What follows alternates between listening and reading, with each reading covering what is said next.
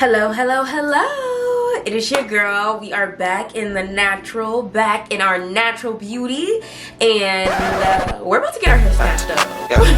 I call up my troops. I call up my troops. I call up my troops. And they let their boots. What you gonna do when they shoot at you? Living life with bulletproof.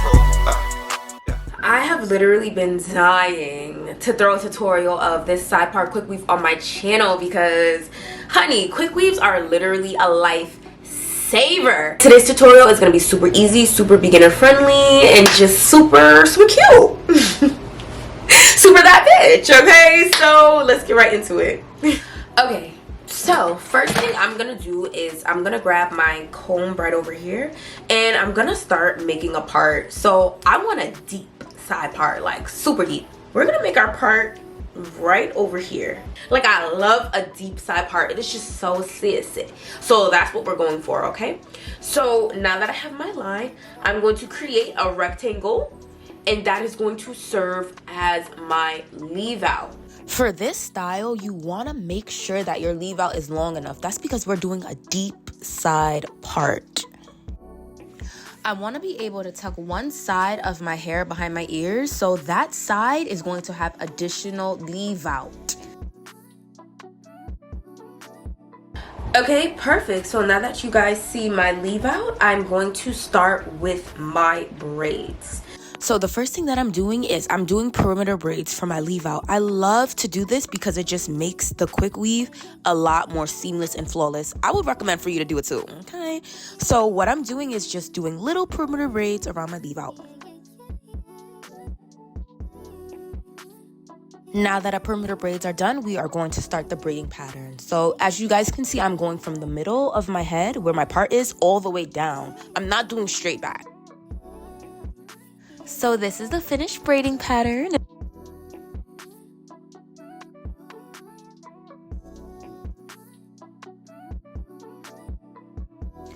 Of course, I'm gonna use thread to just connect the back braids together. I don't like loosey-goosey braids. Like, I don't like when you're doing a style and you got braids peeking and saying hi and saying what it do. Like, I like everything nice, neat, and just together.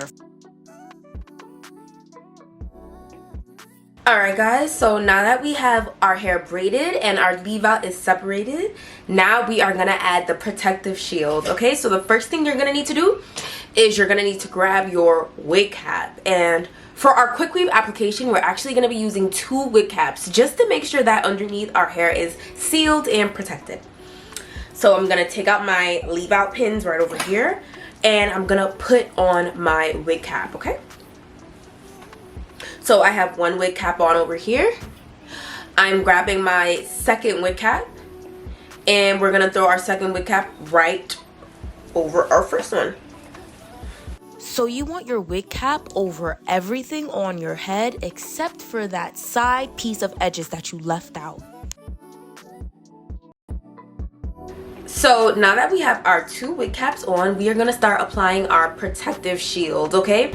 I'm so mad I forgot my white eyeliner for this look. I'm pissed because I used my white liner to basically outline all around my leave out so that the glue gets on the cap and gets on the braids but does not touch my leave out. Okay, you got to be careful. You don't want this protective shield to touch your leave out. You don't want the glue to touch your leave out. You don't want nothing to touch your leave out, okay?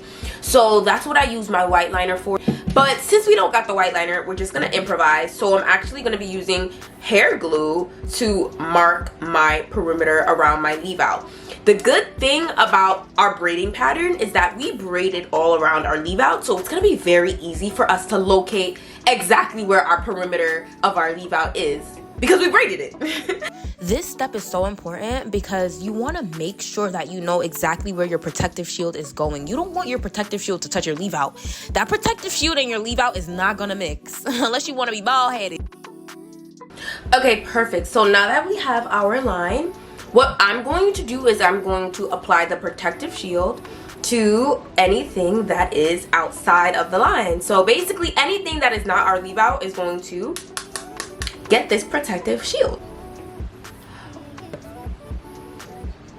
See, it's super thick. I told you. Remember? No hands. Look, ma. No hands. She said, look, ma. No hands. No hands. No hands. Okay? Brush or gloves or, I don't know, lollipop stick. Whatever it is. But just no hands.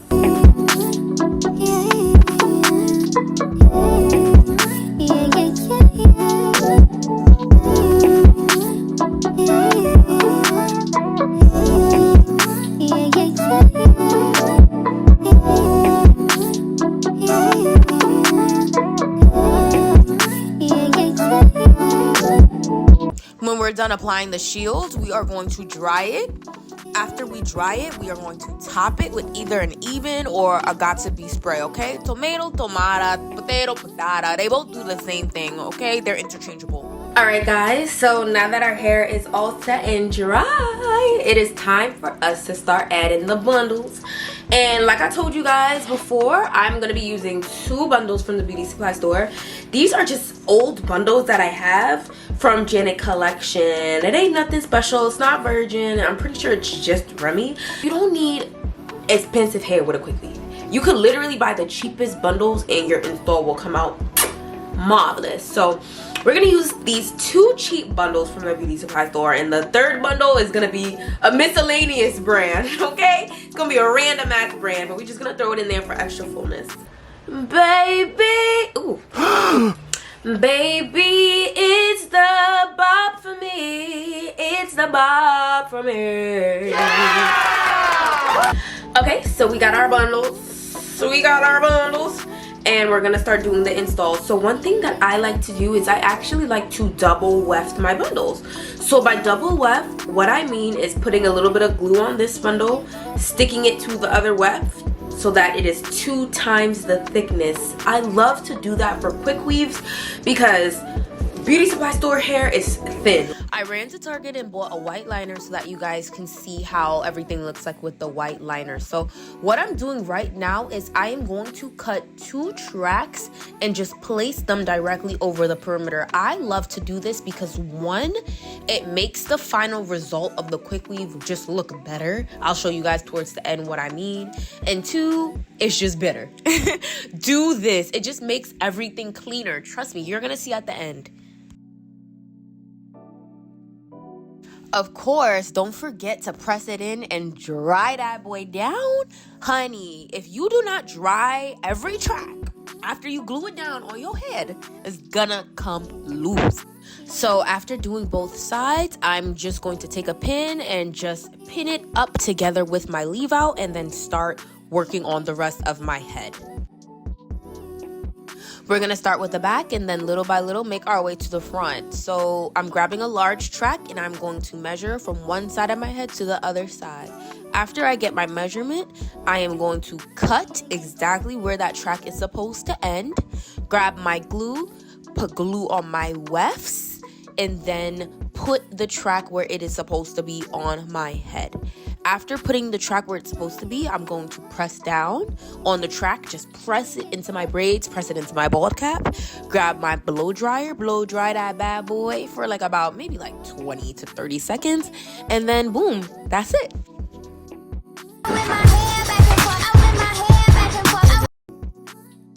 I have my next track here. It is already pre-measured and cut. I just wanted to show you guys, like, you know, the measurement. I'm going to glue it down. I'm going to dry it, press it in, all that good stuff. And yeah, I'm going to move on to my next one. Remember, the more higher you go with your tracks, the longer your tracks are going to be because your head is big. Your head is big at the top. So I wanted to show you guys that as we move towards kind of like the front-ish area of our head, you want to make sure that your tracks in the front are curved, okay? Because remember, this is still going to be a side part hairstyle. Curve it a little bit, little by little, and then soon we're gonna do the big curve. So we're almost done with one of the sides of our head. So this is going to be our last little curve track.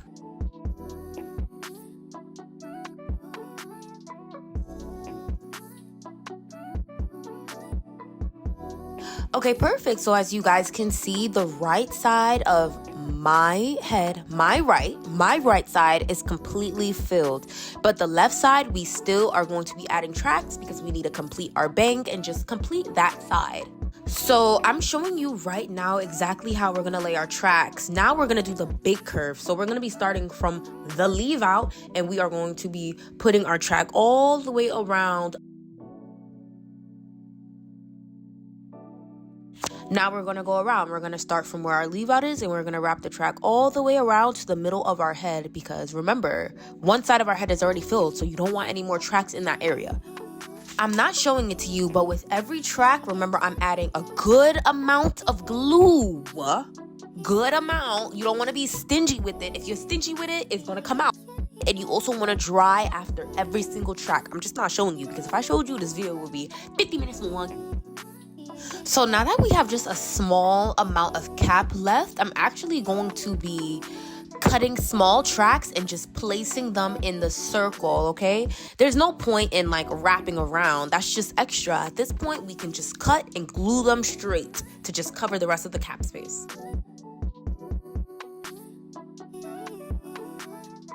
And then boom, we have finished the glue portion. Wow, isn't hair just so beautiful? Like, the fact that I just did this, like, this is so crazy. Like, who would have really thought? Like, I love just being black. Look at how pretty the top looks now that everything is down and you can see the purpose of the perimeter tracks. It just makes the quick weave look like a U-part. What I'm doing now is I'm just cutting the cap that's over my leave out, because now it's time for us to style our leave out and incorporate it into the quick weave. Pretty. So now that our leave out is out, I'm going to make my side part and then flat iron my hair into the quick weave. Don't forget your heat protectant, okay? And don't forget your gel, because come on, the edges really are gonna make this look a look. So don't forget your gel.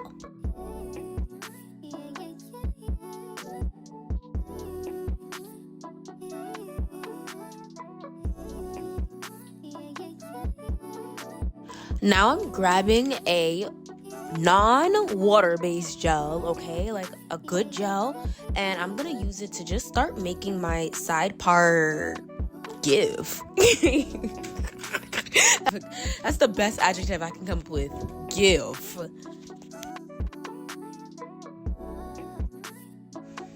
Pretty gal. So up next is going to be the cutting of the bob. Yeah, don't look to me for cutting of the bob, okay? Honestly, I did this freehand. I just did this by like my imagination, faith, and the grace of God. Honestly, I didn't watch no videos. I didn't do no technique. I just cut it into a bob and then bumped the ends, and it was giving. So I also used a 3-way mirror that I purchased on Amazon. I'm going to put it down below because I needed to see how the back was looking, how the sides were looking, and how everything was looking. Yeah, I did it freehand, but like I also took my time with it though. You know, you got to be careful when it comes to scissors. Once you cut, you cannot get it back. Like weave, real hair, I don't care what it is. Once you cut it off, you can't get it back. So really just take your time with it if you're just a one-timer or like a first-timer like me. So at first I started with an asymmetrical bob and I rocked it like this for about 2 days. But then I just got scissor happy and I just cut everything off, and I love it short. I love it short. So yeah, period. This is the end of the video. If you enjoyed this video, please leave a comment for your girl. Drop a like and follow me on Insta. You already know the Holy Trinity. Comment, like, and follow. I love you so much, and I have so many more hairstyles in store for you guys.